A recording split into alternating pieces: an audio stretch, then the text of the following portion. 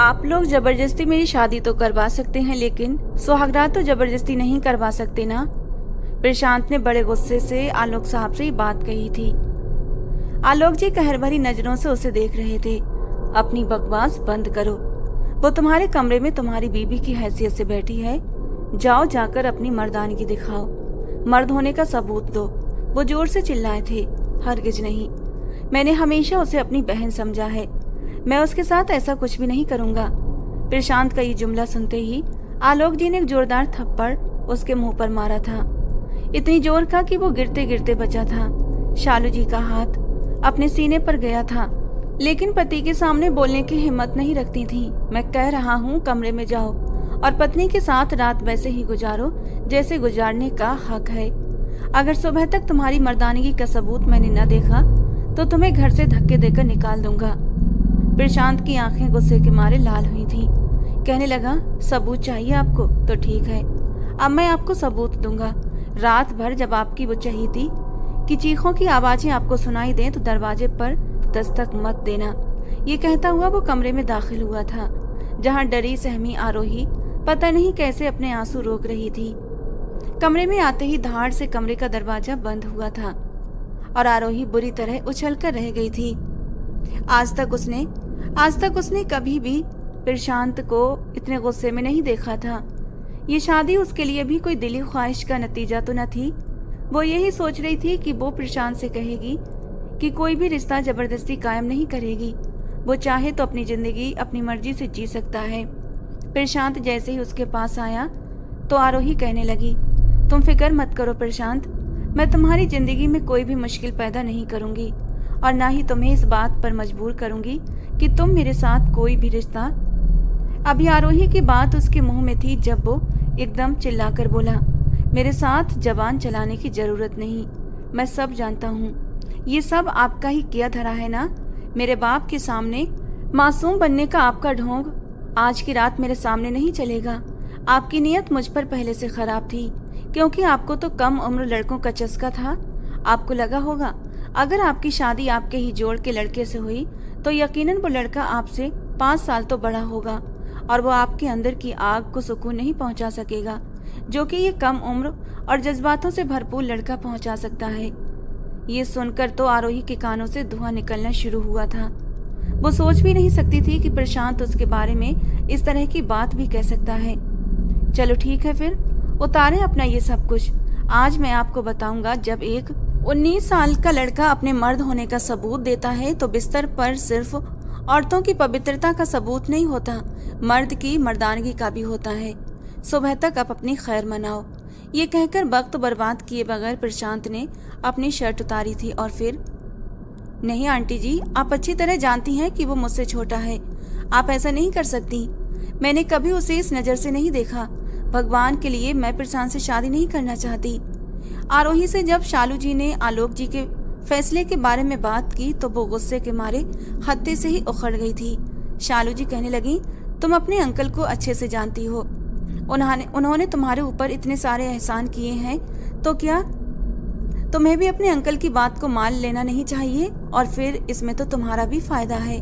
अगर प्रशांत मांगलिक है तो तुम भी तो मांगलिक हो। इस तरह दोनों के दोष कट जाएंगे। शालू जी ने नजर चुराते हुए कहा था। हालांकि वो ये बात अच्छी तरह जानती थी कि इस शादी के पीछे असल मकसद क्या है। लेकिन आंटी जी, ये मेरे साथ ज्यादती है, मेरे साथ भी और प्रशांत के साथ भी। वो मुझसे छोटा है, अभी फर्स्ट ईयर में पढ़ रहा है, मुझे दीदी कहता है। आप मेरे साथ अपने बेटे के साथ भी जुल्म कर रही हैं। शालू जी कहने लगी, तुम्हें जो बात करनी है अपने अंकल जी से करो तो ज्यादा बेहतर है। मैं इस मामले में तुम्हारी कोई भी मदद नहीं कर सकती। वो सिर्फ 5 साल की थी जब इस घर में लाई गई थी और जब 6 साल की हुई तो प्रशांत ने इस घर में जन्म लिया था। प्रशांत की पैदाइश उसके सामने ही हुई थी। आरोही ने उसे चलना सिखाया था, उसका हाथ पकड़कर उसे लिखना सिखाया था। अभी तक उसका यही हाल था। जब भी पढ़ाई में मुश्किल होती, आरोही के कमरे में बेधड़क दाखिल हो जाता, किताबें फैलाए बेड पर बैठ जाता। दीदी, आपके बगैर शायद मैं चल भी नहीं सकता, जल्दी से मेरे टेस्ट की तैयारी करवा दें। वो भी उसका कान पकड़कर खींचती, बहुत ही नालायक निकम्मे होते जा रहे हो तुम। अरे सारी जिंदगी मैं तुम्हें थोड़ी पढ़ाती रहूंगी। सोचो, अगर मेरी शादी हो गई तो तुम क्या करोगे? अपना कान उसके हाथ से छुटाते हुए कहने लगा, मैं आपकी ससुराल आ जाऊंगा पढ़ने के लिए। क्यों, क्या भाई को अपने घर नहीं आने देंगी? आरोही कहने लगी, नहीं आने दूंगी। अरे भाई, मैं तो अपने पति के साथ घूमने फिरने जाया करूंगी, ये थोड़ी देखूंगी कि अब तुम्हारे पेपर हैं तो तुम्हारी तैयारी मुझे करवानी है। प्रशांत ने जब ये सुना तो माथे पर बल डाल लिए। अच्छा, तो आप शादी के बाद बदल जाएंगी? हाँ, तो कब तक तुम मेरी उंगली पकड़कर जिंदगी गुजारोगे? अरे भाई, किसी इंस्टीट्यूट में पढ़ लिया करो। लेकिन वो वहीं बेड पर टेक लगाकर लेट चुका था। जी नहीं, आप ही पढ़ाएं मुझे। 10वीं के पेपर्स के दौरान उसने आरोही को भी पूरी रात सोने नहीं दिया था। वो तैयारी करता रहता और आरोही को भी जागना पड़ता। कई बार तो वो नींद के मारे ऊँघने लगती। क्या बदतमीजी है प्रशांत, तुम छोटे तो नहीं हो, खुद तैयारी कर सकते हो। नहीं दीदी, आप सुनेंगी तभी मुझे तसल्ली होगी कि मैंने ठीक से याद कर लिया है। और फिर आप ही तो चाहती हैं कि मेरा ग्रेड अच्छा हो, मैं एक कामयाब बिजनेसमैन बनूं, अच्छा पढूं, और फिर आप कहेंगी कि मेरा भाई दुनिया का सबसे बड़ा बिजनेसमैन है। फिर सोचिए जरा, लोग कितनी इज्जत से देखेंगे आपको। प्रशांत की बात पर वो घूर कर उसे देखने लगी। साथ ही उसने अपने हाथ से अपने मुंह पर रखकर जम्हाई रोकी थी। तुम्हारी इस पढ़ाई का फायदा सिर्फ और सिर्फ तुम्हारी पत्नी को मिलेगा। मुझे तुम्हारी इस पढ़ाई से कोई फायदा नहीं होने वाला। और भगवान के लिए मुझे अब सोने दो प्रशांत, मुझे बहुत तेज नींद आ रही है। आरोही ने उसके सामने हाथ जोड़ दिए। वो कहने लगा, हरगिज नहीं, मैं आपकी जान नहीं छोड़ने वाला। और आरोही ने तब सुकून की सांस ली जब वो पेपर देने के लिए जा चुका था। 10वीं में उसके लगभग सारे एवन ग्रेड आए थे। वो खुशी के मारे आरोही के गले लग गया। हालांकि आरोही को ये सब अच्छा नहीं लगा था। फौरन उसने उसके सीने पर हाथ रखकर उसे पीछे धक्का दिया। तुम कब बड़े होगे प्रशांत? मुझसे लंबा कद हो गया है तुम्हारा, लेकिन शर्म नहीं आती बहन के गले लगते हुए? वो तुरंत हंसते हुए कहने लगा, तो क्या हुआ? अरे बहन के गले लगना कौन सा पाप है? प्रशांत को इस बात का एहसास तक नहीं था कि वो उसकी सगी बहन नहीं है। हाँ, आरोही जरूर उससे दूरी बनाकर रखने की कोशिश करती थी, लेकिन वो किसी छोटे बच्चे की तरह कभी उसके कंधे पर सिर रख देता और कहता, बहुत थक गया हूँ, प्लीज कॉफी बना दो। जब वो 11वीं क्लास में था तब टेस्ट पेपर देते हुए एक सवाल का जवाब समझाते समय प्रशांत ने यही हरकत की थी। वो बेड की पीठ से टेक लगाए बैठी थी और उससे सवाल पूछ रही थी जिनके वो जवाब दे रहा था, और जवाब देते देते उसने उसके कंधे पर सर रख दिया। आरोही ने पहली बार उसे सख्ती से डांटा था। तुम्हें जरा भी तमीज नहीं है, पीछे हटो। पहली बार प्रशांत को आरोही का रवैया अजीब लगा। कहने लगा, क्या हुआ, क्या मैंने कुछ गलत कर दिया? आरोही ने कहा, कब समझोगे तुम, अब तुम बच्चे नहीं हो प्रशांत, जाकर आईने में खुद को देखो। अच्छा नहीं लगता, मैं तुम्हारी बहन हूँ, तभी ये सही नहीं कि तुम बिना किसी वजह के मेरे कंधे पर सिर रख दो। आइंदा मेरे साथ कभी भी ऐसी हरकत की तो मैं तुम्हें थप्पड़ मार दूंगी, आरोही ने उसे डांटते हुए कहा था। प्रशांत गुस्सा होकर अपनी किताबें वहीं फेंक कर वहां से चला गया था। साफ दिख रहा था कि वो उससे नाराज है, लेकिन इस बार आरोही ने भी उसे नहीं मनाया। 2-3 दिन बाद जब उसने देखा कि वो मुंह फुलाए उससे बात तक नहीं कर रहा, तो मजबूरन आरोही को ही प्रशांत को मनाना पड़ा। आरोही ने उससे कहा, मैंने सिर्फ तुम्हें समझाया था प्रशांत, इसमें बुरा मानने या मुंह फुलाने वाली कोई बात नहीं है। उसने बड़ी मासूमियत से फिर से आरोही का हाथ पकड़ लिया था। आपको पता है ना, मैं आपको अपनी बड़ी बहन मानता हूँ और दिल से मानता हूँ, इसीलिए आपका डांटना मुझे बुरा लगा। पहली बार लगा कि आप मेरी बहन नहीं बल्कि कोई पराई लड़की है। वक्त यूं ही गुजर रहा था। जैसे ही प्रशांत 12वीं क्लास में आया, सबसे पहले शालू जी ने झिझकते हुए आरोही को ये बता दिया कि उसके अंकल जी की उसके लिए क्या इच्छा है, वो अपने मन में क्या इच्छा रखते हैं। वो तो अपनी जगह उछल सी पड़ी थी। कहने लगी, आपने ऐसा सोच भी कैसे लिया आंटी? मैं कभी भी प्रशांत से शादी नहीं कर सकती।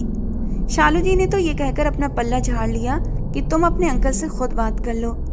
जब आरोही ने आलोक जी से बात की तो वो तुरंत बोले, तुम अभी इतनी बड़ी नहीं हो कि जिंदगी का इतना जरूरी और बड़ा फैसला खुद कर सको। तुम्हें पता है ना, तुम्हारे माँ बाप की हादसे में मौत के बाद मैंने तुम्हें अपनी बेटी की तरह पाला है, तो क्या मेरा हक नहीं कि तुम्हारी जिंदगी का फैसला मैं करूं? ये सुनकर आरोही की आंखों में मोटे मोटे आंसू आ गए। वो तो इस बात को अपने ख्यालों में भी नहीं सोच सकती थी। अंकल जी प्लीज, मैं आपसे इस बात पर कोई विरोध नहीं करती। आप मेरी शादी जिससे चाहे कर दें, लेकिन वो प्रशांत नहीं होना चाहिए। मैंने कभी उसे इस नज़र से नहीं देखा है। आलोक जी बोले, शादी से पहले सब ऐसा ही सोचते हैं, लेकिन शादी के बाद लड़के लड़की के जज्बात एक दूसरे के लिए खुद ब खुद बदल जाते हैं। मैं कोई अनोखा काम तो नहीं करने जा रहा। तुम ही बताओ कि आज तक कभी किसी लड़की की शादी उससे 10 या 15 साल छोटे नौजवान से नहीं हुई? इसमें कोई गलत बात तो नहीं? कानून में भी कहीं ये नहीं लिखा कि लड़के की उम्र ज्यादा और लड़की की उम्र कम होनी चाहिए। मैं नहीं चाहता कि मैं तुम्हें कहीं और भेजूं। हालांकि मैं कुंडली दोष, ग्रह दोष वगैरह कुछ नहीं मानता। तुम्हारी आंटी ने मुझे बताया था कि तुम मांगलिक हो, तब भी मुझे कोई परवाह नहीं थी। लेकिन जानती हो ना, शर्मा जी की बेटी के साथ क्या हुआ था? उस पर भी मांगलिक का ठप्पा लगा हुआ था। शादी हो गई, लड़के का एक्सीडेंट हो गया और सारा दोष लड़की पर डाल दिया गया। ससुराल वालों ने इस मासूम की जान ले ली। मेरा तो दिल दहल गया। मुझे समझ नहीं आता आज के जमाने में भी ऐसे दकियानूसी पुरानी सोच रखने वाले लोग होते हैं। अगर तुम्हारे साथ कुछ गलत हो तो तुम उसका इल्जाम किसी दूसरे पर कैसे रख सकते हो? ये तो तुम्हारे अपने कर्म होते हैं जिन्हें तुम्हें भोगना पड़ता है। बस मैं डर गया हूँ। मैं लोगों की सोच नहीं बदल सकता, लेकिन तुम्हारे लिए अच्छा तो कर सकता हूँ ना। तुम मेरी आंखों के सामने रहोगी तो मुझे सुकून रहेगा। और फिर राजेश से जो मैंने मरते वक्त वादा किया था, उसे भी मैं इसी सूरत में पूरा कर सकता हूँ कि तुम हमेशा खुश रहो। और फिर प्रशांत अब इतना छोटा भी नहीं रहा, 19 साल का हो गया है। मैं चाहता हूँ कि वो अपनी बाकी की पढ़ाई लंदन जाकर पूरी करे, और लंदन में मैं उसे उसी सूरत भेजूंगा जब वो तुमसे शादी करेगा, ताकि तुम उसकी बीवी बनकर उसके साथ जाओ। मैं उसे अकेले वहां हरगिज भी नहीं भेज सकता। ऐसा ना हो कल को वो किसी गैर औरत की मोहब्बत में पड़कर, मोहब्बत के जाल में फंसकर किसी लड़की को अपने साथ यहाँ ले आए। अब तक अगर मैंने तुम्हारे लिए कहीं रिश्ता नहीं देखा तो यही वजह है कि मैं तुम्हें लेकर कोई रिस्क नहीं ले सकता। आरोही आंसू बहा रही थी, लेकिन उसने कभी ऐसा सोचा तक नहीं था, और वो जानती थी प्रशांत भी कभी नहीं मानेगा। आरोही ने कहा, अंकल जी प्लीज, ये एक बेजोड़ सा रिश्ता है। मैं प्रशांत से पूरे 6 साल बड़ी हूँ। आप ठीक नहीं कर रहे। आलोक जी बोले, मैं कुछ नहीं सुनना चाहता।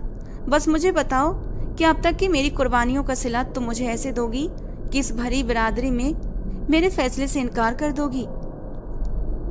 ये सुनकर आरोही के जबान पर जैसे ताला सा लग चुका था। आलोक जी ने उसके सिर पर हाथ रखा और कहा, मैं जानता हूँ मेरी बेटी मेरी इज्जत रखेगी।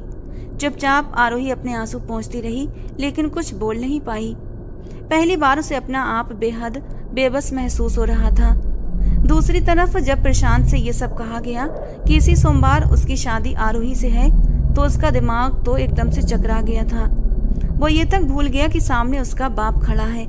वो एकदम गुस्से से भड़क कर बोला, पापा आपका दिमाग ठीक है? आप क्या बोल रहे हैं? मैं उनसे शादी कैसे कर सकता हूँ? मैंने उनके बारे में कभी ऐसा सोचा ही नहीं। आलोक जी के माथे पर बल पड़ गए। कड़े और तल्ख शब्दों में उन्होंने कहा, मेरा दिमाग बिल्कुल सही जगह पर है और जो कह रहा हूँ बस वही करो। प्रशांत ने कहा, मैं किसी भी कीमत पर आरोही दीदी से शादी नहीं कर सकता। और आलोक जी दहाड़ पड़े। उनकी आवाज पूरे बंगले में गूंज उठी। तुमने सिर्फ उसे बहन की नजर से देखा है, लेकिन वो तुम्हारी सगी बहन नहीं है। वो मेरे दोस्त की बेटी है। तुम्हारा उसके साथ कोई खून का रिश्ता नहीं है, और ऐसा भी नहीं कि ये बात तुम्हें नहीं पता थी। बचपन से जानते हो कि उसका और तुम्हारा क्या रिश्ता है। मैं तुम्हारे जज्बातों की कदर करता हूँ कि तुमने कभी अपने दिल में उसके लिए कोई गलत बात पैदा नहीं होने दी। लेकिन अब जब मैं तुम्हारी शादी कर रहा हूँ तो तुम्हें अपने जज्बात बदलने होंगे, और तुम बाहर पढ़ाई के लिए तभी जा सकोगे जब तुम आरोही से शादी करोगे। सिर्फ शादी ही नहीं करोगे, उसे निभाओगे भी। वो तुम्हारे साथ लंदन जाएगी। लंदन जाकर पढ़ना प्रशांत का सपना था, और वो बहुत खुश था कि पापा ने उसे लंदन जाने की इजाजत दे दी थी। वो अपने सारे डॉक्यूमेंट्स पूरे कर रहा था कि तभी ये धमाका उसके सर पर आकर फटा था। उसने कहा, मैं ऐसा कुछ नहीं करूंगा। लंदन भी जाऊंगा, लेकिन मैं आरोही दीदी से शादी नहीं कर सकता। आपको क्या हो गया है पापा? वो मुझसे इतनी बड़ी हैं, आप कैसे उनकी शादी मुझसे कर सकते हैं? लेकिन आलोक जी ने कुछ नहीं सुना। कहने लगे, तुमने मेरी बात नहीं मानी तो मैं तुम्हें बेदखल कर दूंगा। वो इस काबिल तो अभी था नहीं, सिर्फ इंटर पास ही तो किया था। ना उसे अच्छी नौकरी मिल सकती थी, ना ही वो अपने बलबूते पर खड़ा हो सकता था। इसीलिए मजबूरन उसे शादी के लिए रजामंदी देनी पड़ी। उसे लग रहा था कि ठीक है शादी कर लेगा, लेकिन कभी उसे अपने कमरे में नहीं रखेगा। वो अपने कमरे में रहेगी और प्रशांत अपने कमरे में। लेकिन उसके सिर पर आसमान तो तब फटा जब आलोक जी ने कहा, सिर्फ शादी नहीं करनी, शादी निभानी भी है। आरोही तुम्हारे कमरे में है, तुम्हारी बीवी की हैसियत से। जाओ और उसके साथ अपनी शादीशुदा जिंदगी की शुरुआत करो। प्रशांत को इस बात का गुस्सा था कि आरोही इस पर राजी कैसे हो गई। उसने इनकार क्यों नहीं किया। उसे लगता था अगर आरोही मना कर देती तो आलोक जी कभी जबरदस्ती नहीं करते। लेकिन वो नहीं जानता था कि आरोही पर किए गए एहसान उसे बार बार जताए गए थे और इसीलिए वो मुंह नहीं खोल सकती थी। उसे लगा कि शायद आरोही की नीयत ही ऐसी है। इसी वजह से जब वो कमरे में आया तो गुस्से से पागल हो रहा था। मैंने कहा था ना, आज तुम्हें सब समझाऊंगा कि जब एक 19 साल का लड़का अपने मर्द होने का सबूत देता है तो बिस्तर पर सिर्फ औरत की ही पवित्रता नहीं, मर्द की मर्दानगी भी परखी जाती है। सुबह तक अपनी खैर मनाओ। ये कहकर वक्त बर्बाद किए बिना प्रशांत ने अपनी शर्ट उतार दी, जबकि ये सब देखकर आरोही के होश उड़ गए थे। ये क्या बदतमीजी है प्रशांत, तुम किस अंदाज में मुझसे बात कर रहे हो? आरोही गुस्से के मारे चिल्लाई थी। तो वो भी जोर से चिल्लाया, उसी अंदाज में जिस अंदाज में मुझसे बात करने को कहा गया है। क्या समझता था मैं आपको? और आप क्या निकली? बड़ी बहन समझता था आपको, और आज मैं आपसे नफरत करता हूँ।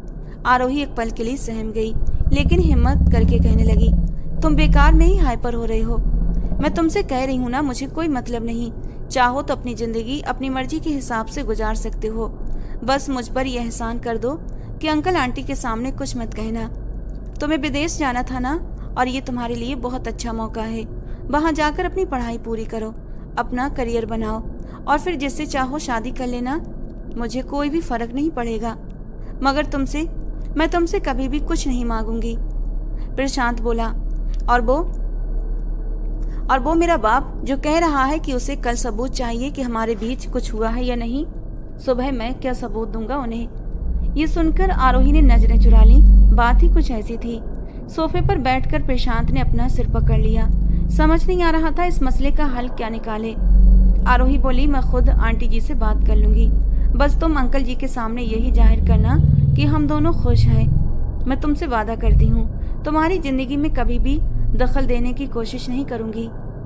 खैर, आधी रात बीत चुकी थी, लेकिन दोनों ही अपनी अपनी जगह परेशान से थे कि एक अनचाहे बंधन में बंध चुके थे। सुबह आरोही प्रशांत के उठने से पहले ही उठ चुकी थी और तैयार भी हो चुकी थी। तैयार होने के बाद उसने प्रशांत को उठाया। प्रशांत ने बंद आंखें खोली, सामने आरोही को देखा तो फौरन उठकर बैठ गया। आरोही के कहने पर ही वो नहाकर कपड़े बदलकर तैयार हो गया था। एक जबरदस्ती की मुस्कुराहट थी जो दोनों ने अपने अपने चेहरों पर सजा रखी थी। जब दोनों कमरे से बाहर आए तो आलोक जी और शालू जी दोनों ही नाश्ते पर उनका इंतजार कर रहे थे।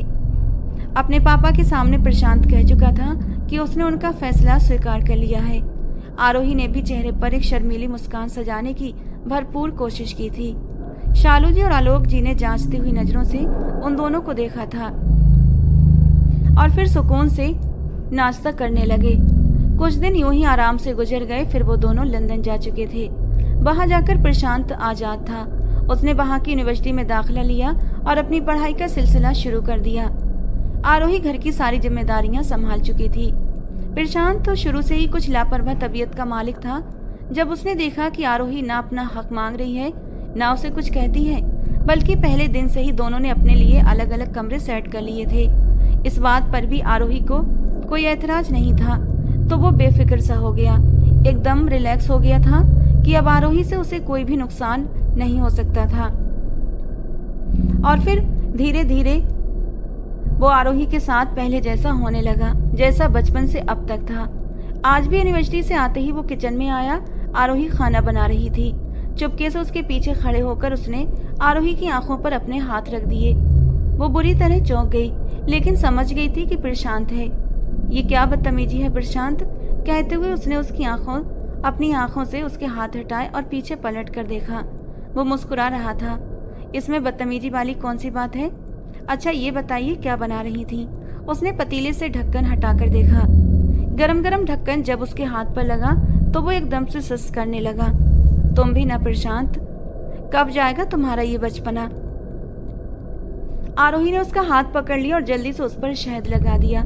हाथ की उंगलियां लाल हो चुकी थीं। प्रशांत अभी भी सी सी कर रहा था। आरोही उसकी उंगलियों पर फूंक मारने लगी। वो अभी नहाकर आई थी, इसलिए बालों पर जूड़ा बांध रखा था जो अचानक खुल गए। सिर का आंचल भी सरक चुका था। आरोही के लंबे बाल खुलकर बिखर गए थे। पहली बार प्रशांत की नजर उसके लंबे घने बालों पर पड़ी। कुछ पल तो वो मदहोशी में उसे देखता रहा। उसका गोरा रंग, बड़ी बड़ी आंखें और रेशम जैसे बाल देखकर वो कुछ पल के लिए तो अपनी आंखें झपकना भूल गया था। उसने आज से पहले कभी इतने गौर से आरोही को नहीं देखा था। आज दिल के जज्बात पता नहीं क्यों खुद ब खुद बदलने लगे थे। फिर आरोही के चेहरे पर छाई परेशानी देखकर उसे पहली बार कुछ अजीब सा महसूस हुआ, लेकिन फौरन खुद को संभाल लिया। उसने जल्दी से अपना हाथ आरोही के हाथ से खींच लिया। वो गुस्से से उसे देखने लगी। कहने लगा, इतना भी दर्द नहीं हो रहा जितनी आप फिक्र कर रही हैं। ये कहकर वो अपने कमरे में चला गया। उसे अपने आप पर अब अफसोस होने लगा कि उसने आरोही को यूं बेखुद होकर देखा तो कैसे देखा। खैर, खुद को झड़कने के बाद वो अपनी किताबें लेकर बैठ गया। लेकिन आज पढ़ाई में भी उसका दिल नहीं लग रहा था। खाना खाते समय भी प्रशांत की नजरें बार बार आरोही की तरफ उठ रही थीं। जिस बिल्डिंग में आरोही और प्रशांत का फ्लैट था, उसके सामने एक और फ्लैट था जिसमें एक हिंदुस्तानी लड़का रहता था। उसका नाम रियांश मेहरा था। वो काम के सिलसिले में वहां पर रहता था। एक बार वॉक करके जब वो ऊपर आया, ठीक उसी वक्त प्रशांत अपनी यूनिवर्सिटी जा रहा था और आरोही बार बार उसे नसीहतें दे रही थी। प्रशांत, बाजार की कोई भी चीज मत खाना, कैंटीन का खाना तुम्हें बिल्कुल भी डाइजेस्ट नहीं होता। देखो, मैं तुम्हारे लिए सब कुछ बनाती हूँ, इसलिए खाना घर आकर ही खाना। और हाँ, अपना टेस्ट ठीक से याद किया था ना? पता है ना सेमेस्टर के पेपर कितने करीब हैं। पहली बार रियांश की नजर उस खूबसूरत वजूद पर पड़ी। जिस तरह से वो परेशान होकर बात कर रही थी और प्रशांत भी उसे आप कहकर ही जवाब दे रहा था। फिर वो उम्र में उससे काफी छोटा भी लग रहा था। रियांश को समझते देर न लगी कि ये लड़का उस खूबसूरत सी लड़की का छोटा भाई है। आप क्यों मेरी इतनी फिक्र करती हैं? बच्चा थोड़ी हूँ मैं। रात को सारी तैयारी कर ली थी और मुझे भी पता है कि सेमेस्टर के पेपर करीब हैं। अच्छा, दरवाजा अच्छे से लॉक कर लीजिएगा। ये कहकर प्रशांत जा चुका था। इससे पहले कि आरोही दरवाजा बंद करती, रियांश ने उसकी तरफ एक हल्की सी मुस्कान उछाली थी और हाथ हिलाकर उससे हेलो किया। पहले तो आरोही थोड़ा सा हिचकिचाई थी। रियांश बोला, मैं सामने वाले फ्लैट में ही रहता हूँ। आप दोनों की हिंदी सुनकर दिल को तसल्ली हुई कि चलो कोई हिंदुस्तानी यहाँ पर मौजूद है। परदेश में अगर कोई अपने देश का मिल जाए तो अपना अपना सा लगता है। अगर आपको किसी भी चीज की जरूरत हो तो मुझे कहिएगा, मुझे अच्छा लगेगा। रियांश ने बेझिझक बात आगे बढ़ाई, लेकिन आरोही ने बस छोटा सा जवाब दिया, जी क्यों नहीं। अगर मुझे किसी भी चीज की जरूरत हुई तो मैं आपसे कह दूंगी। आपका बहुत बहुत धन्यवाद। ये कहकर आरोही ने दरवाजा बंद कर लिया। उसे कुकिंग का बहुत शौक था, इसीलिए उसने सोचा कि पड़ोस में भी खाना दे देना चाहिए। उस वक्त आरोही ये नहीं जानती थी कि रियांश अकेला रहता है। उसे लगा हो सकता है उसकी बीवी बच्चे हों। अच्छा है अगर किसी हिंदुस्तानी औरत से दोस्ती हो जाए तो उसका भी दिल लगा रहेगा। आज उसने प्रशांत की पसंद की वेज बिरयानी बनाई थी, साथ में मैंगो जेली भी। प्रशांत खाना खाने के बाद ये कहकर निकल गया कि यूनिवर्सिटी के कुछ दोस्तों के साथ कंबाइंड स्टडी करनी है, इसीलिए वो रात को 10 बजे आएगा। आप खाने पर मेरा इंतजार मत कीजिएगा। ये कहकर वो चला गया था। पूरा दिन आरोही को बस प्रशांत का इंतजार रहता था। वो होता था तो बातों में उसका दिल भी लग जाता था, वरना घर में अकेले अकेले उसे घबराहट होने लगती थी। अब वो जा चुका था। शाम की चाय बनाते हुए उसे एहसास हुआ कि बिरयानी ज्यादा बन गई है, तो क्यों ना पड़ोसी को भी दे दी जाए। उसने एक प्लेट में बिरयानी भरी और दरवाजा खोलकर सामने रियांश के फ्लैट के पास पहुंच गई। डोरबेल बजाते ही रियांश की आवाज आई, कौन है? मैं आपकी पड़ोसी, आरोही ने कहा। दरवाजा खुला तो रियांश ट्राउजर और शर्ट में था। वो अभी अभी ऑफिस से लौटकर फ्रेश हुआ था और किचन में खाना बनाने ही जा रहा था। सामने आरोही को देखकर उसके चेहरे पर एक मुस्कान आ गई। अरे आप आइए, अंदर आइए। कहते हुए उसने फौरन उसे रास्ता दिया था। आरोही डरते डरते अंदर दाखिल हुई थी क्योंकि अंदर लॉन्ज बिल्कुल खाली था। उसे कोई औरत नजर नहीं आई थी, इसीलिए वो लॉन्ज में ही दरवाजे के पास खड़ी हो गई। रियांश बोला, अरे वहाँ क्यों रुक गई, अंदर आइए ना, चाय पियेंगी? आरोही ने झिझकते हुए पूछा, वो आपके घर में कोई औरत नहीं है क्या? आप अकेले रहते हैं? दिल में आया पहला सवाल उसके मुंह से निकल गया। रियांश धीरे से मुस्कुराया, जी मैं यहाँ अकेला ही होता हूँ, मेरी फैमिली हिंदुस्तान में है, दिल्ली में। वो कुछ नर्वस हो गई। अच्छा, मुझे लगा शायद आप मैरिड हैं, आपकी वाइफ और आपकी फैमिली आपके साथ रहती होगी। मैंने सोचा था कि आपकी वाइफ से दोस्ती कर लूंगी तो मेरा भी वक्त अच्छा गुजर जाएगा। उसने बिरयानी रियांश के हाथ में थमाते हुए कहा। रियांश कहने लगा, नहीं मैं मैरिड नहीं हूँ, बस ज्यादातर हिंदुस्तानी लड़कों की एक ही तो इच्छा होती है, पहले अच्छा करियर बना लें, बैंक बैलेंस इकट्ठा कर लें, फिर शादी करेंगे। रियांश काफी बातूनी टाइप का लग रहा था। बिरयानी देखकर बोला, ये मेरी फेवरेट है।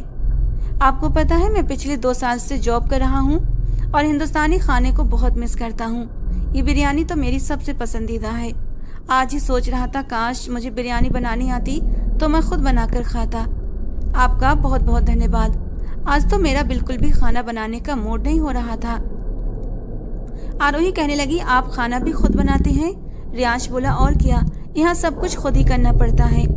आरोही वहीं से पलटने लगी और बोली, ठीक है मैं अब चलती हूँ, आप खाना खाने के बाद प्लेट वापस कर दीजिएगा। रियांश ने पूछा, आप अकेली रहती हैं? हालांकि वो जानता था प्रशांत उसके साथ रहता है। आरोही ने नाम में सिर हिलाकर कहा, नहीं मैं अकेली नहीं रहती, प्रशांत रहता है ना मेरे साथ। रियांश तुरंत बोला, ओ अच्छा, वही जो यूनिवर्सिटी जाता है? आरोही कहने लगी, जी हाँ, आज अपने दोस्तों के साथ कंबाइंड स्टडी के लिए गया है।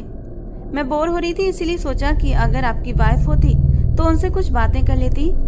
रियांश धीरे से मुस्कुराया, बातें तो आप मेरे साथ भी कर सकती हैं, और आप चाहें तो मैं चाय बहुत अच्छी बनाता हूँ, मिलकर चाय पी लेते हैं। आरोही को ये ठीक नहीं लगा। अरे नहीं, ऐसी भी अब कोई बात नहीं, वैसे भी मुझे किताबों से बहुत शौक है, मैं बहुत शौक से किताबें पढ़ती हूँ, तो वही पढ़ लूंगी, मेरा दिल लग जाएगा। ये सुनकर रियांश बोला, ओहो, आपको भी मेरी तरह किताबें पढ़ने का शौक है? अब मुझे बताइए आपको किस तरह की किताबें पसंद हैं? मेरे पास तो किताबों का ढेर सारा स्टॉक है, जनरल नॉलेज की किताबें, धार्मिक किताबें, स्टोरी बुक्स, नॉवेल्स। आपको पता है मैंने अपने घर में एक छोटी सी लाइब्रेरी भी बना रखी है। ये सुनकर तो आरोही की आंखें खुशी से चमक उठी थी। किताबें पढ़ने का उसे बहुत शौक था। अच्छा, सच में? उसे यकीन नहीं आया। रियांश ने बिरयानी की प्लेट सामने गोल मेज पर रखी और कहा, आइए मैं आपको दिखाता हूँ। सामने एक छोटा सा कमरा था जिसे रियांश ने खोल दिया। अंदर सच में लाइब्रेरी जैसा माहौल था। चारों तरफ सेल्फ बनी थी जिन पर अलग अलग तरह की किताबें सजी हुई थी। एक रॉकिंग चेयर भी थी जिस पर बैठकर रियांश किताबें पढ़ता था। यूं ही आरोही और रियांश की बातों का सिलसिला शुरू हो चुका था। दूसरी तरफ प्रशांत की क्लास फेलो अवनी, जो एक हिंदुस्तानी घराने से ताल्लुक रखती थी, प्रशांत में दिलचस्पी लेने लगी थी, लेकिन प्रशांत उसे ज्यादा मुंह नहीं लगाता था। कभी वो उससे नोट्स मांगने के बहाने उसके पास आ जाती तो कभी कहती कि ये लेक्चर उसे ठीक से समझ नहीं आया। प्रशांत उसके साथ बस औपचारिक सा व्यवहार ही रखता था, क्योंकि अब उसकी दिलचस्पी धीरे धीरे आरोही में बढ़ने लगी थी। अपनी पसंद का खाना वो आरोही से कह कहकर बनवाता था। उसके साथ ज्यादा से ज्यादा वक्त बिताता। उसे अच्छा लगता था उसके साथ वक्त बिताना, उसके आसपास रहना, उसकी बातें सुनना। जब वो हंसती और उसके गालों में डिम्पल पड़ते तो प्रशांत के दिल में एक अजीब सा एहसास जाग उठता कि वो उन डिम्पल्स को छूकर देखे, लेकिन फिर वो खुद को रोक लेता था। उसे आरोही की डांट का डर लगता था, क्योंकि ऐसी हरकत करने पर आरोही उसे कई बार डांट चुकी थी। आज भी जब वो यूनिवर्सिटी से घर आया तो खाना तैयार था। आरोही रियांश से लाई हुई किताब पढ़ रही थी। खाना खाने और नहाने के बाद वो फिर उसी किताब में डूब गई थी। वो इस कदर मगन थी कि उसे एहसास तक न हुआ कि प्रशांत कमरे में आ चुका है। वो सोफे पर बैठी किताब पढ़ रही थी और दूसरे हाथ से अपने हल्के हल्के गीले बालों को सहला रही थी। जब प्रशांत दरवाजा खोलकर अंदर आया था तो उसके लंबे घने बालों को यूं खुला देकर वो कुछ पल के लिए आंखें झपकना भूल गया। वो तो बस किताब पढ़ने में डूबी हुई थी। बड़े धीरे से प्रशांत उसके पास आकर बैठ गया था। यूं अचानक उसके पास बैठने पर आरोही बुरी तरह चौंकी। जब उसने अपने बराबर प्रशांत को बैठे देखा तो तुरंत बोली, तुम कब आए? प्रशांत मुस्कुराकर बोला, मुझे तो आए हुए पूरे 19 साल हो चुके हैं। आरोही के चेहरे पर भी मुस्कान आ गई। उसने उसके सिर पर हल्की सी चपत लगाते हुए कहा, वो तो मुझे भी पता है, मैं अभी की बात कर रही हूँ। वो उससे इसी तरह पेश आती थी जैसे प्रशांत उससे बहुत छोटा हो, कोई छोटा बच्चा। अपनी किताब वहीं रखकर वो किचन की ओर जाने लगी। प्रशांत भी खड़ा हो गया। जल्दी से आरोही ने अपने बाल समेटने शुरू कर दिए और जूड़ा बनाने लगी कि तभी प्रशांत ने उसकी कलाई पकड़ ली। खुले रहने दो अपने बाल, बहुत प्यारे लगते हैं। ये सुनकर आरोही को अजीब सा लगा, क्योंकि वो बड़ी दिलचस्पी से उसके लंबे घने बालों को देख रहा था। अपनी कलाई प्रशांत के हाथ में देकर वो एक पल के लिए घबरा गई। जल्दी से उसने अपना हाथ पीछे खींच लिया। नहीं, मुझे बाल बांधने हैं, ये कहकर वो जूड़ा बनाकर किचन में चली गई। खाना गर्म करके उसके सामने टेबल पर रख दिया। प्रशांत उससे इधर उधर की बातें करने लगा और तभी अवनी का फोन प्रशांत के नंबर पर आ गया। फोन पर अवनी का नाम देखकर प्रशांत के माथे पर बल पड़ गए। पता नहीं ये चिपकू टाइप की लड़की मेरे पीछे क्यों पड़ गई है, प्रशांत ने लापरवाही से कहा। आरोही ने आगे बढ़कर उसका मोबाइल उठाया और पूछने लगी, कौन है ये? प्रशांत कहने लगा, मेरी क्लास में पढ़ती है, कभी नोट्स चाहिए होते हैं, कभी लेक्चर समझना है। मुझे तो ऐसे समझती है जैसे मैं उसका टीचर हूँ। अजीब लड़की है, इतना पकाती है कि मत पूछिए। प्रशांत अपनी की बातें आरोही से करने लगा। वो बड़ी दिलचस्पी से सुन रही थी। कहने लगी, लड़की खूबसूरत है, अच्छी है, तो फिर क्या बुराई है, कर लो ना उससे दोस्ती। बड़े आम से अंदाज में आरोही ने ये बात कही थी। प्रशांत बुरा मानकर बोला, आप कैसी बातें कर रही हैं? आपको नहीं पता कितना बोलती है, कान खा जाती है। मुझे नहीं करनी उससे दोस्ती। आरोही को कुछ हैरत हुई। देखो, अगर लड़की अच्छी है, पढ़ाई में ठीक है, सबसे बड़ी बात हिंदुस्तानी है, तो दोस्ती करने में क्या बुराई है? तुम उसकी मदद कर दोगे, वो तुम्हारी मदद कर दिया करेगी। इसी बीच दोबारा अवनी की कॉल आने लगी। लो, फोन उठाओ और उससे बात करो, आरोही ने फोन आगे बढ़ाते हुए कहा। प्रशांत खाना खा चुका था। उसने गहरी सांस ली और फोन कान से लगा लिया। जी बोलिए मैडम, अब आपको किस चीज के नोट्स चाहिए? उसका लहजा थोड़ा तपा हुआ था। बातें करते करते प्रशांत अपने कमरे में चला गया। कुछ देर के बाद बाहर आया तो बोला, मुझे पता था उस लड़की की नज़र मेरी किताबों और मेरे नोट्स पर ही है। अब विनती कर रही है कि मैं उसके घर जाकर नोट्स दे दूं। मैं नहीं जा रहा। आरोही कहने लगी, प्रशांत जाओ ना, बेचारी को जरूरत होगी नोट्स की, मेरे कहने पर चले जाओ। मजबूरन आरोही के कहने पर वो नोट्स लेकर चला गया। प्रशांत के जाने की थोड़ी देर के बाद ही रियांश ने दरवाजे पर दस्तक दी। जैसे ही आरोही ने दरवाजा खोला, सामने ही रियांश खड़ा था, हाथ में प्लेट थामे हुए। मैं आपकी तरह बहुत अच्छा खाना तो नहीं बनाता, लेकिन ठीक ठाक बना लेता हूँ। पास्ता बनाया था, सोचा अकेले क्या खाऊं, आपके साथ बैठकर बातें भी हो जाएंगी और खाना भी। आपको बुरा तो नहीं लगेगा? आरोही बोली, नहीं, अंदर आइए। उसने उसके हाथ से प्लेट लेकर सामने टेबल पर रख दी और फिर चाय भी बना ली। उसे रियांश की बातें काफी ज्यादा दिलचस्प लगती थीं, क्योंकि दोनों के शौक एक जैसे थे। अब तो अक्सर मुलाकातें होने लगीं। प्रशांत पढ़ाई के लिए अपने दोस्तों के पास चला जाता और रियांश किसी न किसी बहाने या तो खुद आरोही के घर आ जाता या फिर उसे अपने घर बुला लेता। काफी बातें उनकी आपस में मिलती जुलती होती थीं। पता ही नहीं चला कि कब दोनों एक दूसरे में दिलचस्पी लेने लगे। एक बार जब रियांश आरोही के घर आया तो उसके हाथ में गुलाबों के फूलों का एक बुके था, साथ में एक छोटा सा गिफ्ट और एक केक भी। ये देखकर आरोही को कुछ हैरत हुई। कहने लगी, रियांश ये क्या है? रियांश बोला, आज मेरा बर्थडे है, इसलिए सोचा तुम्हारे साथ सेलिब्रेट कर लूं। उसने गिफ्ट का पैकेट आरोही को पकड़ा दिया। वह हैरान नजरों से उसे देख रही थी। सामने टेबल पर जाकर उसने केक लगाया, फ्लावर बुके रखे और साथ में पड़े शॉपर में से चिप्स और बाकी चीजें निकाल कर बड़े आराम से किचन से प्लेट लाया और सब चीजें टेबल पर सजा दी।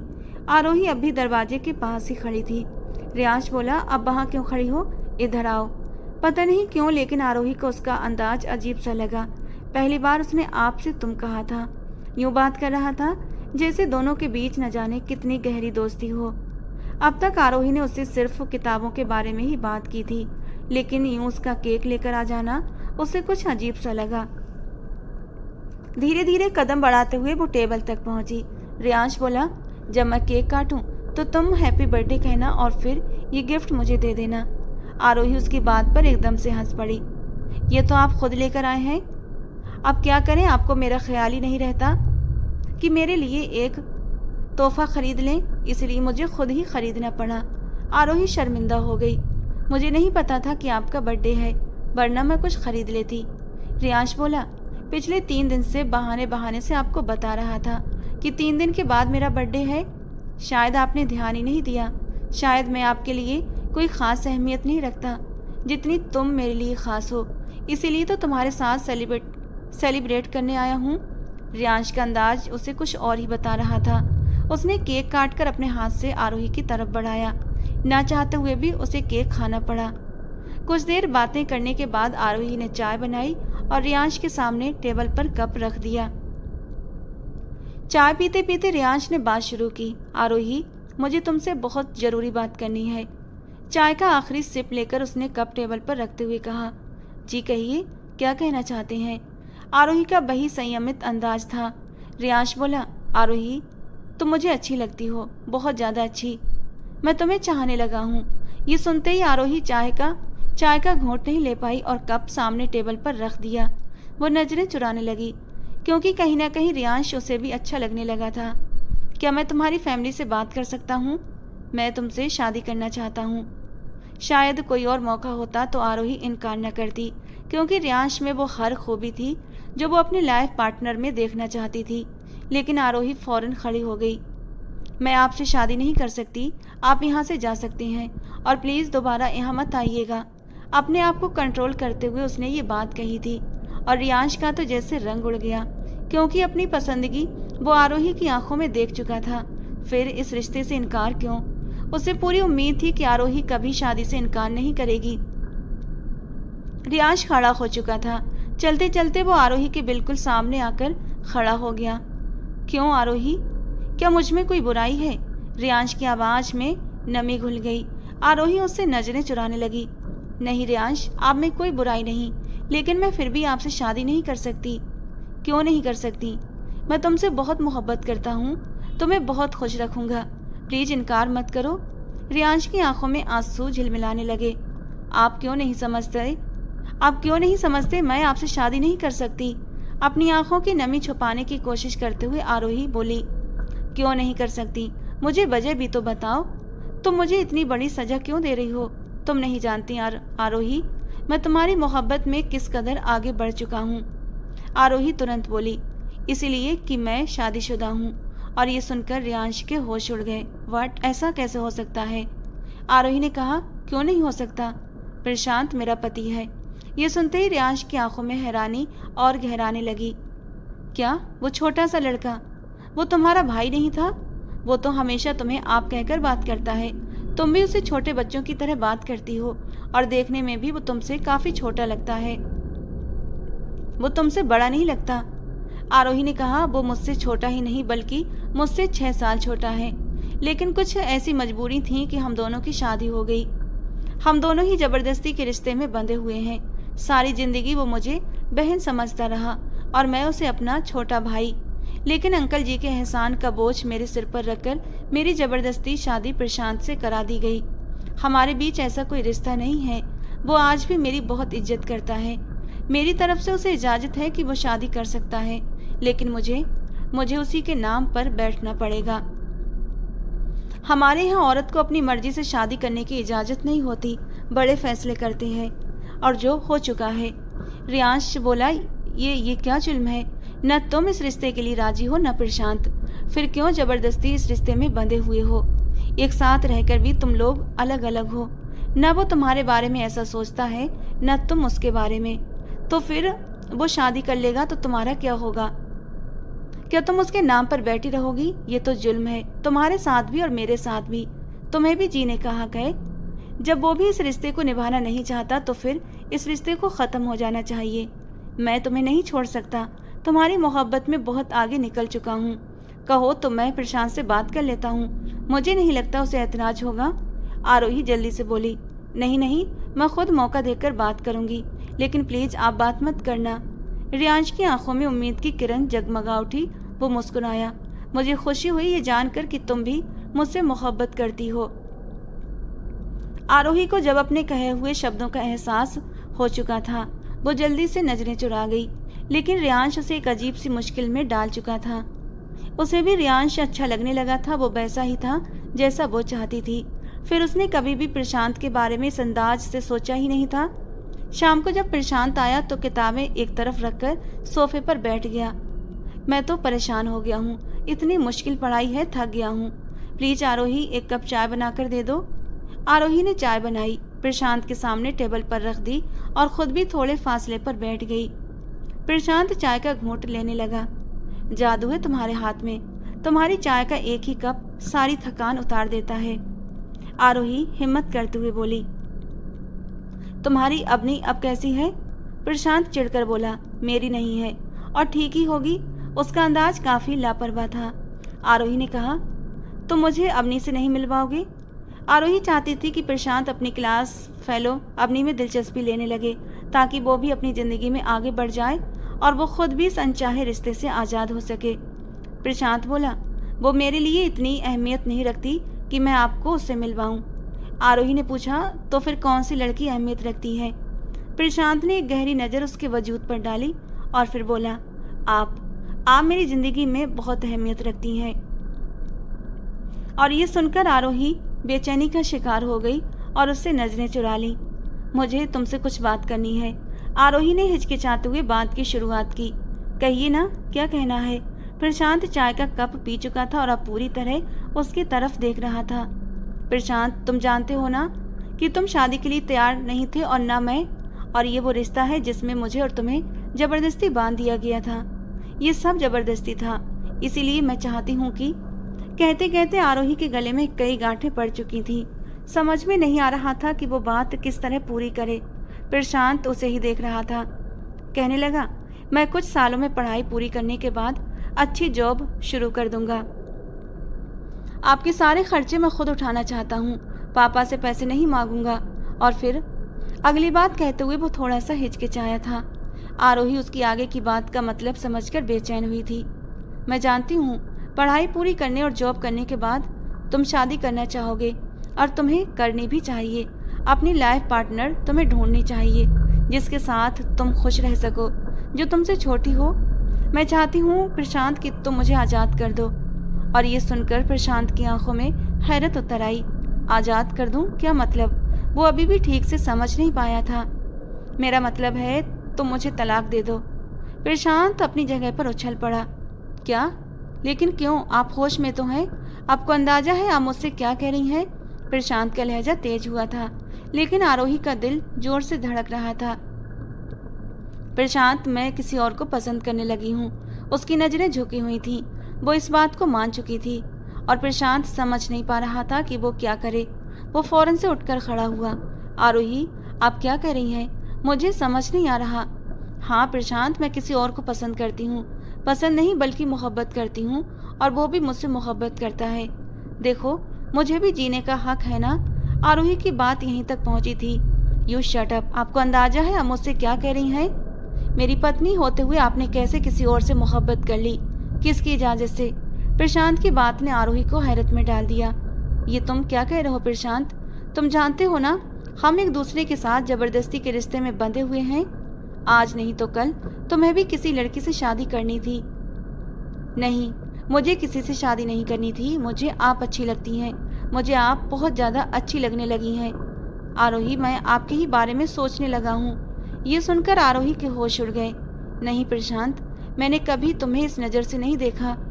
तुम मेरे लिए बहुत छोटे हो। और ये सुनकर प्रशांत के अंदर जैसे आग लग गई थी। नहीं सोचा तो अब सोच लें। सोचने में वक्त ही कितना लगता है। मेरी सोच भी तो बदल गई है ना। मैं तुम्हारे लिए इतनी मेहनत कर रहा हूँ, अपना करियर बना रहा हूँ, ताकि जब तुम्हें अपनाऊं तो तुम्हें ये न लगे कि मैं तुम्हारे खर्च बर्दाश्त नहीं कर सकता। अपने बाप से मांगकर तुम्हारे खर्चे पूरे कर रहा हूँ। ये ना तो तुम्हें अच्छा लगेगा और ना मुझे। इस बार प्रशांत ने उसे आप नहीं कहा था। वो सीधे उसके सामने तुम करके बात कर रहा था। आरोही ने सिर ना में हिला दिया। आंखों से आंसू बहने लगे। नहीं नहीं प्रशांत, मैं तुम्हारे बारे में ऐसा नहीं सोच सकती और तुम्हें भी नहीं सोचना चाहिए। देखो मैं। इससे पहले वो कुछ और कहती, प्रशांत ने उसकी बाजू पकड़कर उसे खड़ा कर दिया। क्यों नहीं सोच सकती? पति हूँ मैं तुम्हारा और तुम मुझे अच्छी लगती हो। मैं तुम्हारे साथ हर रिश्ता बनाना चाहता हूँ, अपनी जिंदगी आगे बढ़ाना चाहता हूँ। कौन है वो जिसे तुमने मेरी जगह दे दी और क्यों दी? प्रशांत पर तो जैसे कोई जुनून सा हावी हो गया था। प्रशांत, मेरा बाजू छोड़ो। मैं कभी तुम्हारे बारे में ऐसा नहीं सोच सकती। वो कोई भी हो लेकिन वो तुम नहीं हो। ये तुम भी जानते हो कि तुम कभी नहीं हो सकते। ये सुनकर प्रशांत का दिमाग घूम गया। क्या लगता है तुम्हें मैं तुम्हारी ख्वाहिश पूरी नहीं कर सकता? मैं तुम्हें खुश नहीं कर सकता? आरोही ने अपने बाजू उसके हाथ से छुड़ाया। हाँ, नहीं कर सकते। तुम मुझसे बहुत छोटे हो। जो मैं चाहती हूँ वो तुम नहीं कर सकते। मुझे अपने लिए कैसा लाइफ पार्टनर चाहिए जो मुझे समझ सके, और वो तुम कभी नहीं हो सकते। मैं कुछ नहीं जानता। तुम मेरी पत्नी हो, मुझे अच्छी लगती हो और बस मेरे लिए यही वजह काफी है। मुझे कोई और वजह दिखाई नहीं देती। फिर मैं तुम्हें क्यों छोड़ूं? मैं तुम्हें नहीं छोड़ूंगा। प्रशांत ने साफ इनकार कर दिया। आरोही को अब गुस्सा आने लगा। वो सोच भी नहीं सकती थी कि प्रशांत उसके बारे में इस अंदाज में सोचता होगा। मुझे तलाक चाहिए प्रशांत, मैं तुम्हारे साथ नहीं रहना चाहती।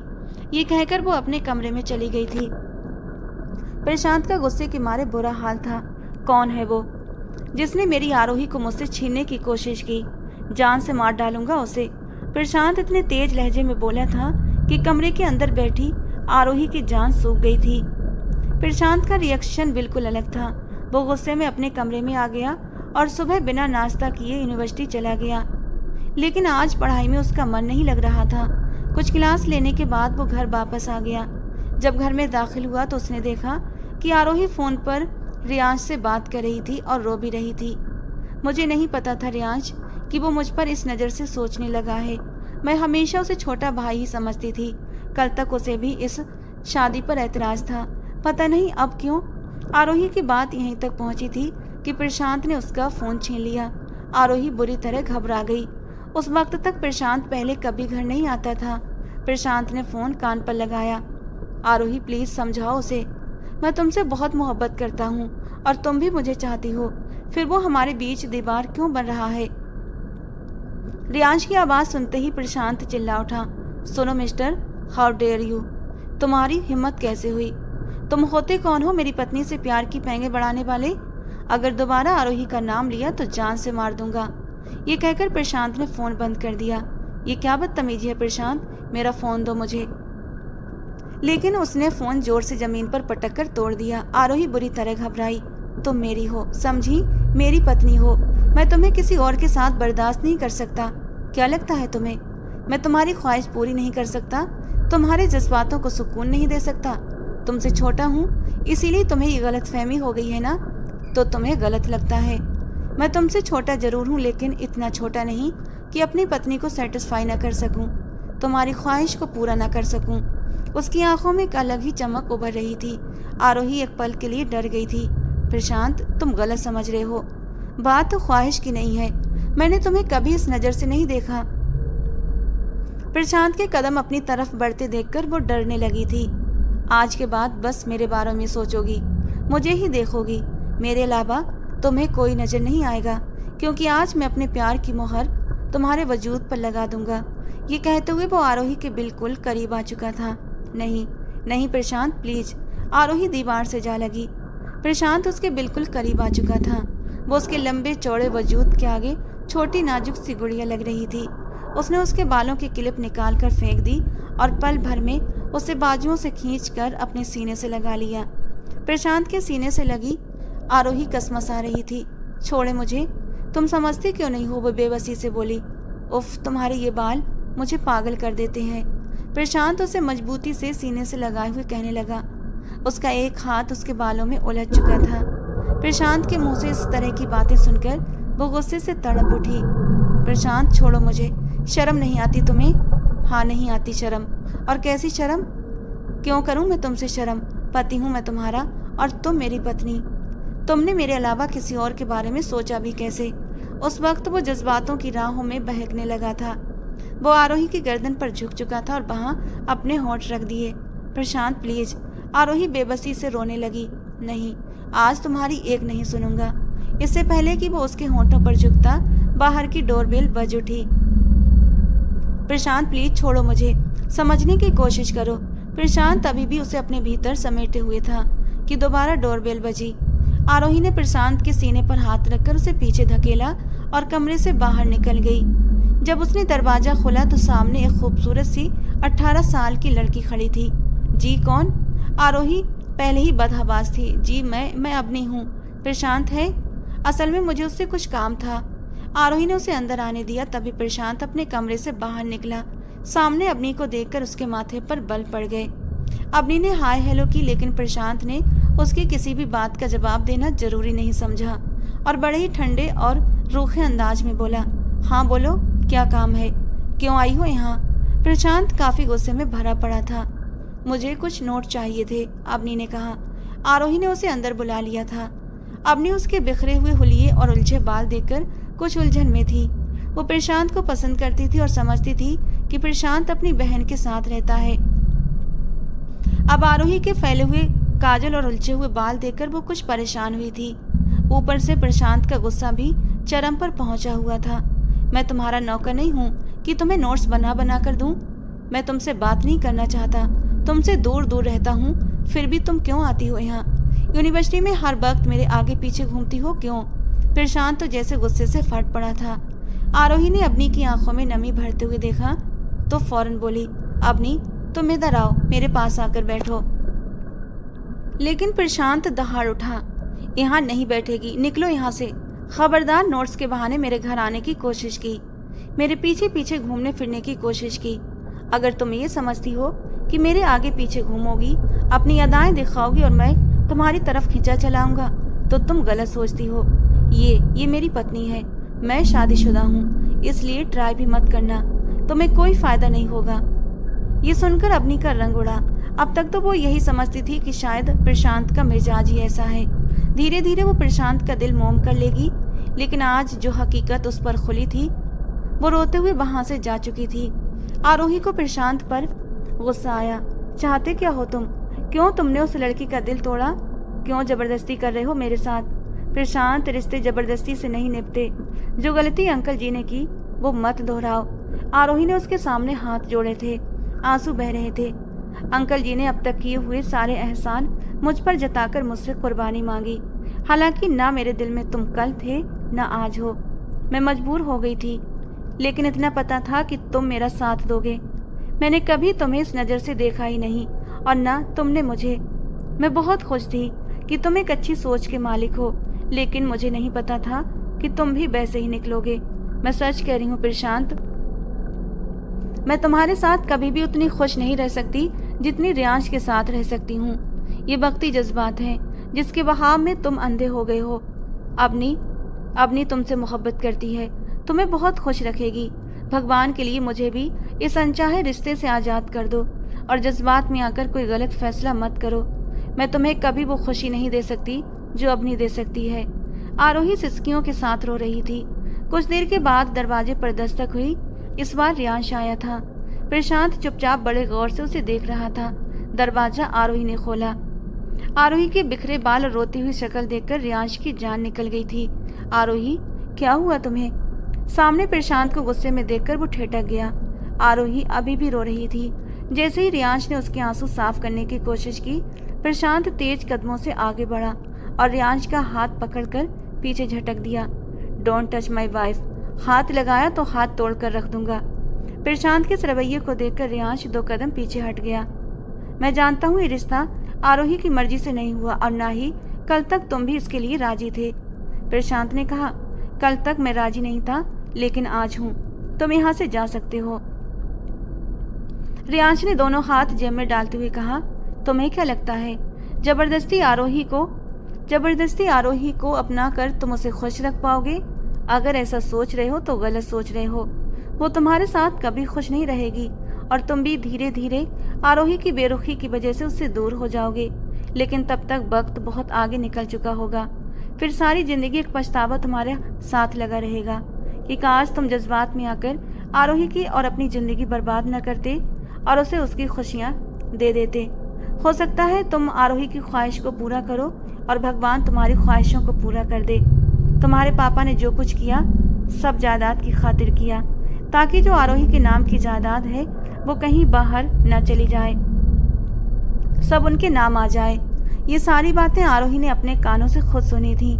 तुम्हें इसीलिए नहीं बताया कि कहीं तुम अपने बाप के बारे में गलत न सोचने लगो। वो कल भी तुम्हें पसंद नहीं करती थी और आज भी नहीं करती। मैं सिर्फ तुमसे रिक्वेस्ट कर सकता हूँ कि प्लीज भगवान के लिए अपने बाप की खींची हुई लकीर पर मत चलो। तुम एक पढ़े लिखे नौजवान हो, समझदार हो। जबरदस्ती किसी को बंद कर लेने से रिश्ते नहीं निभते। ये कहकर रियांश वहां से चला गया और प्रशांत सिर थाम कर वहीं सोफे पर बैठ गया। सच ही तो कह रहा था वो। कल तक प्रशांत भी इस रिश्ते को स्वीकार नहीं कर पा रहा था। शायद ये एक जज्बातीपन था, कच्ची उम्र का तूफान था जो उसका दिल आरोही की तरफ खींचने लगा था। शायद कल उसे पछतावा होता, न वो आरोही को खुश रख पाता और न वो खुद खुश रह पाता। अभी आरोही खूबसूरत है, जवान है, उसका हाथ थामने वाला है, उसका चाहने वाला उसके सामने खड़ा है। फिर वो क्यों आरोही से ये मौका छीनना चाहता है? सारी जिंदगी वो इसी शक में रहता कि आरोही के दिल में वो कहीं नहीं है बल्कि रियांश है। आरोही अपने कमरे में जाकर रोने लगी और दरवाजा अंदर से बंद कर चुकी थी। उसे नहीं पता था कि किस्मत अब उसे क्या दिन दिखाने वाली है। हालांकि वो अपने अंकल से कह चुकी थी, बेशक सारी जायदाद आप अपने नाम करवा लें, लेकिन मेरी शादी प्रशांत से मत करें। अंकल जी सबके सामने ये जाहिर नहीं करना चाहते थे कि जायदाद की वजह से उन्होंने उसकी शादी अपने बेटे से की है, इसीलिए शादी पर अड़े हुए थे। आरोही को लगा कि प्रशांत उसका साथ जरूर देगा, लेकिन प्रशांत भी अब अपने बाप के नक्शे कदम पर चल रहा था। आरोही को फ्लैट का दरवाजा खुलने और फिर बंद होने की आवाज आई थी। उसने बाहर आकर देखा तो प्रशांत कहीं नहीं था। रात के 10 बज रहे थे। पता नहीं वो इस वक्त कहाँ चला गया था। फिर वो पूरी रात घर वापस नहीं आया। अगला पूरा दिन भी निकल गया और प्रशांत घर नहीं आया। दिन का उजाला अंधेरे में फैलने लगा और फिर रात धीरे धीरे गहरी होने लगी और प्रशांत घर नहीं आया।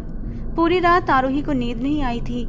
सुबह के टाइम कहीं जाकर उसकी आंख लगी और जब आंख खुली तो दिन के 11 बज रहे थे। बाहर वो हड़बड़ाकर उठी और कमरे से बाहर आई। सामने का मंजर देखकर आरोही के दिल में एक सुकून उतरा था, क्योंकि प्रशांत सोफे पर ही बैठा हुआ था। आरोही को देखकर कहने लगा, मैंने फैसला कर लिया है, ये लो तुम्हारी आज़ादी। प्रशांत के चेहरे पर रात भर जागने की थकावट थी, आंखें लाल थीं। ये तलाक के पेपर हैं। मैंने अपनी पूरी मर्जी से ये तलाक के पेपर बनवाए हैं। यानी वो रात को और पूरा दिन इसलिए घर से बाहर था ताकि तलाक के पेपर बनवा ले। आरोही हैरान हो गई। कांपते हाथों से आरोही ने भी उन पेपरों पर साइन कर दिए। प्रशांत फ्लैट से बाहर चला गया ये कहकर कि अब मैं कुछ महीने हॉस्टल में गुजारना चाहता हूँ, कुछ वक्त अबनी के साथ गुजारना चाहता हूँ। उसके फैसले पर आरोही दिल से मुस्कुराई थी और इस तरह 2 महीने प्रशांत ने हॉस्टल में गुजारे। प्रशांत ने अबनी को सब कुछ बता दिया और अबनी, जो कि प्रशांत की मोहब्बत में पूरी तरह डूब चुकी थी, उसकी आंखों में खुशी के आंसू भर आए थे और बेखुद होकर प्रशांत के सीने से लिपट गई। अबनी का सर थपकते हुए प्रशांत ने बस ये कहा था कि मुझे नहीं पता शादी के बाद मैं तुमसे मोहब्बत करूंगा या नहीं, लेकिन हाँ, तुम्हारे साथ कभी कोई नाइंसाफी नहीं करूंगा। कोशिश करूंगा मेरे दिल में सिर्फ तुम रहो। 3 महीने के बाद रियांश ने आरोही से शादी कर ली और प्रशांत ने अबनी के साथ। शादी की रात रियांश बेहद खुश था और आरोही भी। रियांश के नरम स्पर्श में वो बेखुद होती, उसकी बाहों में पिघलती जा रही थी। मर्द का स्पर्श क्या होता है और उस स्पर्श की बेखुदी क्या होती है, आरोही ने अब रियांश की बाहों में आकर ये बात महसूस की थी। वो उसके नरम कांपते लबों को अपने होठों में लेते हुए एक हाथ से उसके नरम वजूद को महसूस करता उस रात उस पर अपना पूरा हक जता चुका था। तो वहीं दूसरी तरफ अबनी और प्रशांत की शादी की पहली रात सोनी सोनी गुजर चुकी थी, क्योंकि प्रशांत ने अबनी से शादी तो कर ली थी, लेकिन अभी तक उसे दिल में जगह नहीं दे पाया था। उसने उसका हाथ थामते हुए बेहद नरम अंदाज में कहा था, अबनी, मैं उस दिन तुम्हारे करीब आऊंगा जब मुझे लगेगा कि मेरे दिल में तुम्हारी मोहब्बत बसने लगी है। मैं तुम्हारे साथ नाइंसाफी नहीं कर सकता। जब दिल में आरोही है और रिश्ता तुम्हारे साथ बना लूं। अबनी ने कुछ नहीं कहा था। कपड़े बदलकर चुपचाप सो गई थी और प्रशांत सोफे पर सो गया। शुरू शुरू में प्रशांत का रवैया अवनी के साथ अच्छा नहीं था। वो बहुत जल्दी गुस्सा हो जाता, कहता था, तुम आरोही की तरह खाना नहीं बनाती हो, तुम्हारे हाथ में वो स्वाद नहीं है, तुम आरोही जैसी नहीं लगती हो, तुम आरोही जैसी बातें नहीं करती हो, तुम आरोही की तरह नहीं हंसती हो, तुम्हारे बाल आरोही जैसे नहीं हैं। ये बातें सुनकर अपनी अंदर ही अंदर तड़प जाती थी, लेकिन उसने हिम्मत नहीं हारी। वो जानती थी इश्क करने की खता तो उसने खुद की थी। प्रशांत ने उससे इश्क नहीं किया था, तो वो उसको कसूरवार